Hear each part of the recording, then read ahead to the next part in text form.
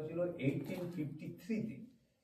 তখন বিদ্যাসাগর মশাই ছিল সংস্কৃত কলেজের প্রিন্সিপাল, ইয়াং ছেলে তখন বিদ্যাসাগর মশাই। 1820 সালে জন্ম, 1853 সালে কত বয়স তার? 33 বছর বোধ এরকম হচ্ছে। তো ইয়াং ছেলে প্রিন্সিপাল।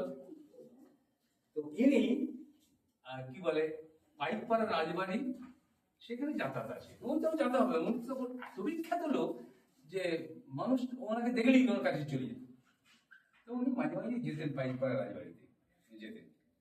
আর সেই যুগে রাজবাড়ির লোকেরা বিদেশ থেকে শিল্পী আনতেন, পেন্টার আনতেন, এনে রাজবাড়ির সব্বার ছবি আঁকিয়ে দিতেন। কেন ছিল না, সব্বার ছবি আঁকিয়ে দিতেন, ওইগুলোই সব শো হবে।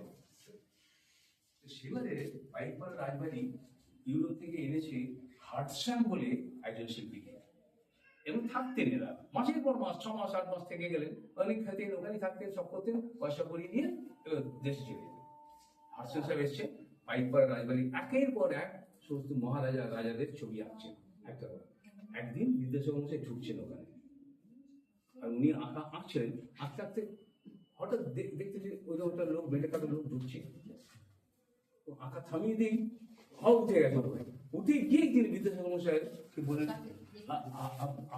আপনি এখানে এদের সঙ্গে কিরকম সম্পর্কিত? আমি একজন শিক্ষক, এই পর্যন্ত জিজ্ঞেস করো। মহারাজা বেরিয়ে এসছে সেই সময়, একজন বেরিয়ে, আরে কার সঙ্গে কথা বলছে, জানেন উনি কে?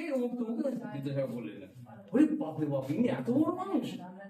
আমি এই জন্য আঁকা বন্ধ করে ওনাকে দেখলাম, এই জন্যে যে উনি আমার আঁকার একটা দারুণ সাবজেক্ট হতে হয়, কিন্তু এই বিষয়ে কোনো সন্দেহ নেই, কারণ সব সাবজেক্ট আঁকা যায় না।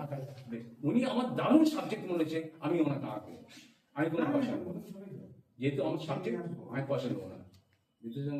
আঁকবেন, পয়সা নিতে হবে, নাহলে কিন্তু আমি আঁকতে দেবো না। তো উনি বললেন যে না, পয়সা নেবো না, বুঝলেন।